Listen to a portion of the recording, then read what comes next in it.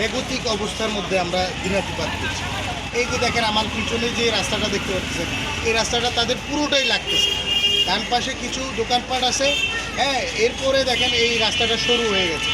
তো মানুষের চলাচলে এই রাস্তাটা ধরেই প্রতিদিন প্রতিনিয়ত 8-9 হাজার মানুষ চলাফেরা করে এই রাস্তাটা।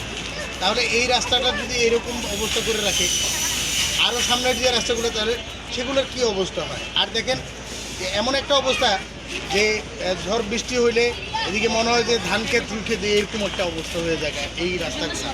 অটো তো চলতে চাই না, ভাড়া বেশি নেয়, তার উপরে এই যে বড় বড় ড্রাম ট্রাকগুলো ঢুকতেছে, কোনো নিয়ম শৃঙ্খলার মধ্যে নাই তারা। ঠিক আছে, একটা সময় আমরা দেখছি যে তারা রাতের বেলা কাজ করছে, এখন তারা দিনে রাতে সবসময় কাজ করতেছে। এতে করে হচ্ছে কি আমাদের পরিবেশটা যেরকম ক্ষতি হইতেছে আর আমাদের চলাচলেও বিঘ্ন আসতেছে।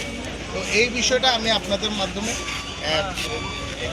এখানকার যারা এই দায়িত্ব পালন করতেছে তাদেরকে দৃষ্টিতে আনতে চাই যে আমাদেরকে এই দুর্ভোগ থেকে পরিত্রাণের একটা সুযোগ দান। আচ্ছা ভাইয়া, এই যে ওয়ার্কটা যে রাস্তাগুলো খোরাখুরি করছে, ওগুলো যে পরিকল্পিতভাবে কাজ করতেছে না বা ফিনিশিং দিয়ে যাচ্ছে না তারা সুন্দরভাবে, বিষয়টা ওয়াসার এটা নতুন কিছু না। ওয়াসা আজকে নতুন একটা রাস্তা হলে কালকে এসে খোরাখুরি করে, এটা আমরা ছোটোবেলার থেকেই দেখে আসতেছি, হালি শহরেই দেখে আসতেছি, সব জায়গায় এরকম চলতেছে ওয়াসার কাজ।